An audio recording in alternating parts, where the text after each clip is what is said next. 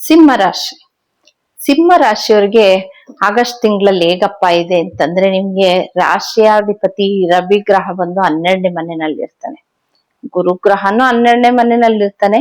ಬುಧ ಗ್ರಹನು, ಎಲ್ಲಾ ಮೂರು ಗ್ರಹಗಳು ನಿಮ್ಗೆ 12ನೇ ಮನೆಯಲ್ಲಿ ಕೂತ್ಕೊಂಡಿರ್ತಾನೆ. ರಾಶಿಯಲ್ಲೇ ಕೇತು ಗ್ರಹ ಇರ್ತಾನೆ. ಹೆಂಗೆ ಅಂದ್ರೆ ಯಾವುದೇ ರೀತಿಯಾದ ಒಂಥರ ಒತ್ತಡಗಳು ಸಿಗಾಕೊಂಡಿರ್ತೀರ ನೀವು. ಒತ್ತಡ ಅಂದ್ರೆ ಆತರ.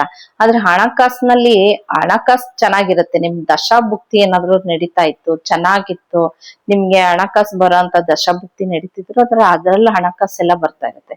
ಇಲ್ಲ ಅದು ಇಲ್ಲ, ನಮ್ಗೆ ಒಂದ್ 3ನೇ ಮನೆ ದಶ ನಡೀತಾ ಇದೆ, 12ನೇ ಮನೆ ಅಂತಂದ್ರೆ ನಿಮ್ ಕತೆ ಮುಗೀತು ಅಂತಾನೆ ಹೇಳ್ಬೋದು. ಯಾಕೆಂದ್ರೆ ಎಲ್ಲಾ ತರದ್ರಲ್ಲೂ ಟೈಟ್ ಆಗ್ತೀರಾ, ಬಿಸ್ನೆಸ್ ಅಲ್ಲಿ ಫೇಲ್ ಆಗ್ತೀರಾ, ಬಿಸ್ನೆಸ್ ಅಲ್ಲಿ ಲಾಸ್ ಆಗುವಂತದ್ದು, ಇಲ್ಲ ಯಾರಿಗೋ ಒಂದು ಹಣಕಾಸು ಕೊಟ್ಟಿರ್ತೀರಾ, ಅವ್ರು ಇವತ್ ಕೊಡ್ತೀನಿ ನಾಳೆ ಕೊಡ್ತೀನಿ ಅಂತ ಇರ್ತಾರೆ, ಕೊಡೋದೇ ಇಲ್ಲ, ಸತಾಯಿಸ್ತಾ ಇರ್ತಾರೆ.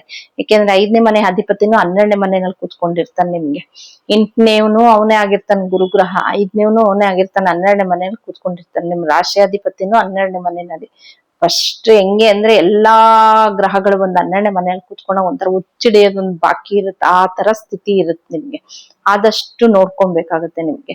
ದಶಾಭುಕ್ತಿ ಏನಾದ್ರು ಚೆನ್ನಾಗಿತ್ತು, ಬಿಸ್ನೆಸ್ ಅಲ್ಲಿ ಒಳ್ಳೆ ಶುಭ ಫಲವನ್ನ ಕಾಣ್ತೀರಾ, ಯಾವ್ದೇ ರೀತಿಯದ್ ಲಾಸ್ ಆಗಲ್ಲ. ಆದ್ರೆ ನಿಮ್ ದಶಾಭುಕ್ತಿ ಏನಾದ್ರು ಚೆನ್ನಾಗಿಲ್ಲ, ಬಿಸ್ನೆಸ್ ಅಲ್ಲಿ ಲಾಸ್ ಆಗುವಂತದ್ದು, ಯಾರಿಗೋ ದುಡ್ಡು ಕೊಟ್ಟಿರ್ತೀರಾ ಅವ್ರು ಕೊಡಲ್ಲ, ಎತ್ಕೊಂಡು ಓಡೋಗುವಂಥದ್ದು, ಇಲ್ಲ ಏನೋ ಒಂದ್ ಜಾಗಕ್ಕೆ ಇನ್ವೆಸ್ಟ್ ಮಾಡಿರ್ತೀರಾ, ಅದು ಕೂಡ ನಿಮ್ಗೆ ಇವತ್ತು ನಾಳೆ ಸತಾಯಿಸ್ತಾ ಇರ್ತಾರೆ.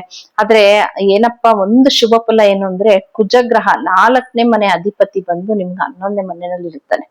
ಅದ್ ಒಂದು ಭೂಮಿದು ಏನೇ ಒಂದು ಪ್ರಾಬ್ಲಮ್ ಇದ್ರೆ ಅದ್ ಒಂದ್ ಸಾಲ್ವ್ ಆಗುತ್ತೆ ನಿಮ್ಗೆ. ಯಾಕೆಂದ್ರೆ 4ನೇ ಮನೆ ಅಧಿಪತಿನೂ 9ನೇ ಮನೆ ಅಧಿಪತಿನೂ 11ನೇ ಮನೇಲಿ ಕುತ್ಕೊಂಡಾಗ, ಭೂಮಿ ಪ್ರಾಬ್ಲಮ್ ಏನಾದ್ರು ಅಂದ್ರೆ, ಒಂದು ಜಾಗ ತಗೊಳಂತ ಲಿಟಿಗೇಷನ್ ಆಗಿದ್ರೆ ಅದ್ ಸರಿ ಹೋಗುವಂತ ಟೈಮ್ ಇವಾಗ ನಿಮ್ಗೆ.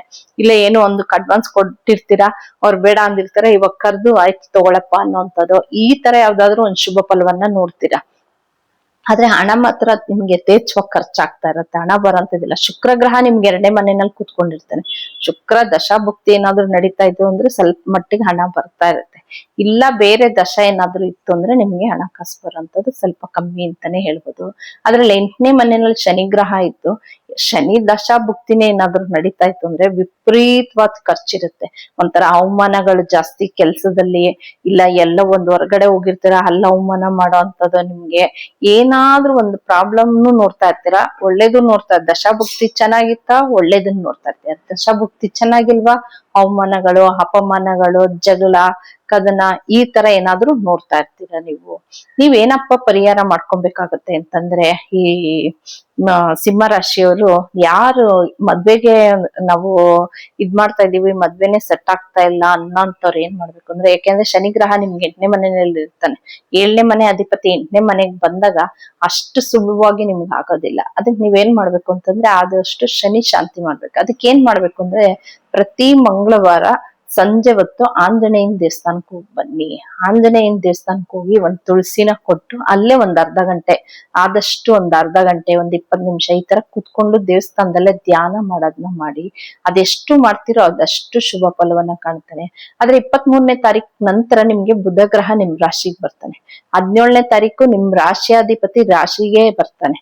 ಅದರಿಂದ ಹೆಂಗೋ ಸ್ವಲ್ಪ ತಪ್ಪಿಸ್ಕೋತೀರ, ಯಾಕೆಂದ್ರೆ ತಿಂಗಳಲ್ಲಿ ಇವೆಲ್ಲ ಚೇಂಜ್ ಆಗೋಂತ ಗ್ರಹಗಳು.